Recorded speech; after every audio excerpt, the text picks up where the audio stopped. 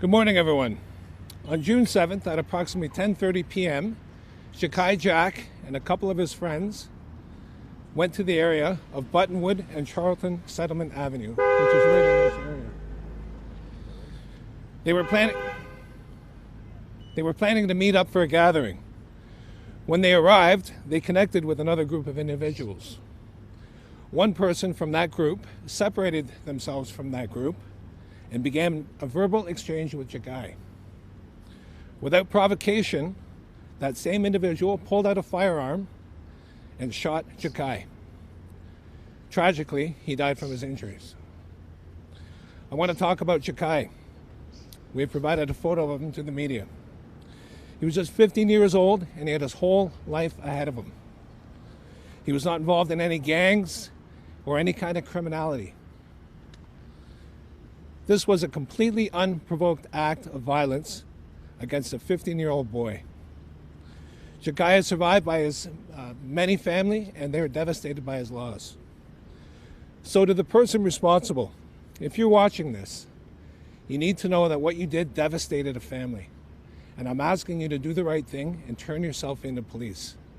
To the people that were there that night, who may have witnessed this, I'm asking you too to do the right thing and get a hold of us. Help us find out what happened that night. I'm asking you to do the right thing.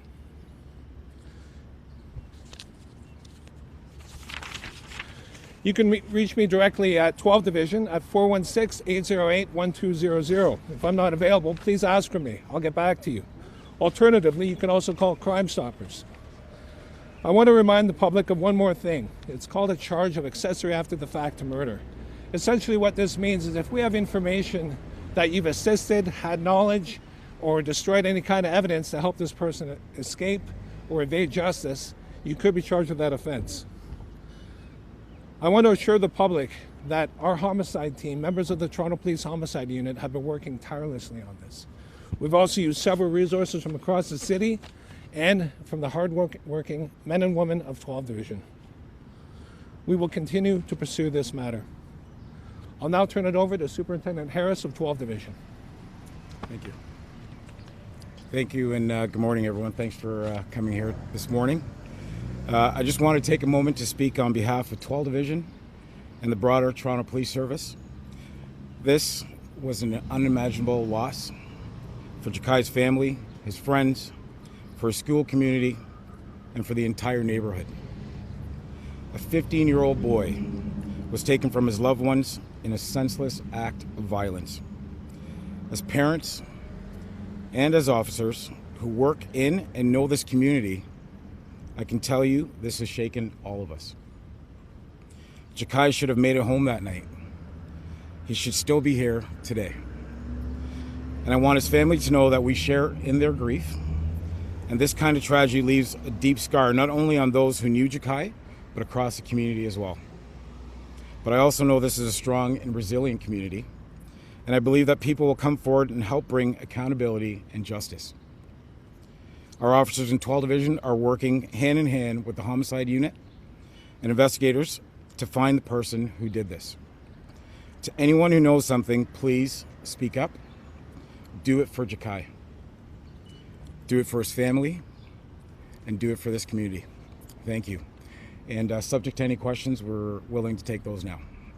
Detective Sergeant Campbell, can you talk to the police, what you know about the suspect, a description, and was he with a group of people? What exactly was the interaction prior to the shooting? What I can say from the about the suspect information is we have information it was a male and he was wearing dark clothing. Unfortunately, it's very minimal that I can provide right now, and we do know that they were in the area that night.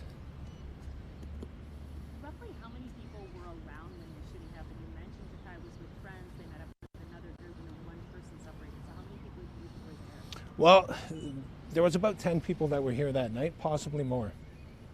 Involved in that group? Yes. Detective, the crime scene was very large in the day after, the night of. It was here, it was at the health center. Where exactly did the shooting take place?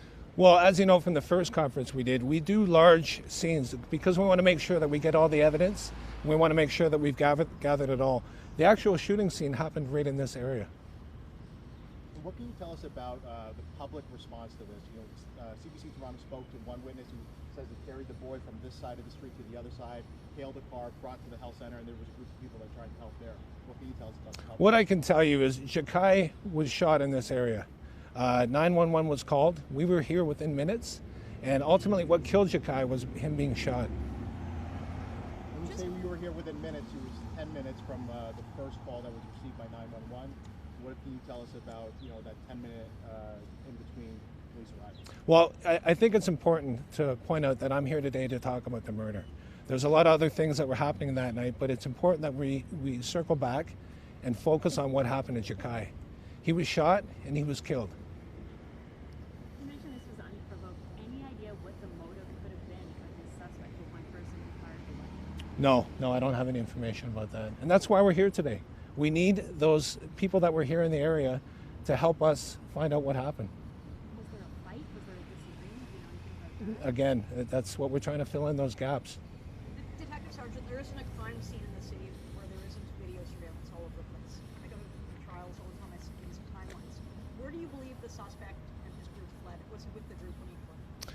Well, you're right. There is ample video, and we have investigators that have seized that. We've reviewed it too. I just want to keep it that the people that were in that group fled the area. I want to just leave it at that for now. And are you alleging, based on that video, that you believe someone might be aiding this suspect? Because you did say that there is a charge there if they are helping conceal his identity. I just think it's important to point that out. Some people don't realize that what they're doing, if they're helping somebody cover up after a murder, hide evidence, evade police, they may not realize that there are criminal charges associated to that. I think it's important to point that out today to whoever might be watching that there is a charge. Did you recover a weapon? No weapon was recovered. Okay, 2 more questions. How many times was he shot? Well, Jahkai was he was shot once. Okay, 1 more. I know you can't speak to the length of time, but do you know how many people would have been called in the area or cars that were made in connection to this incident? I can't give you that information accurately right now. Okay, The thank you, family has put out everyone. a photo today. Are they willing to speak to us? Right now, they're grieving their loss, and they are completely devastated about what happened. They're supporting of us being here today, and they're really just, like I said, devastated, and they're not really in a position to talk to the media right now. Thank you very much. You.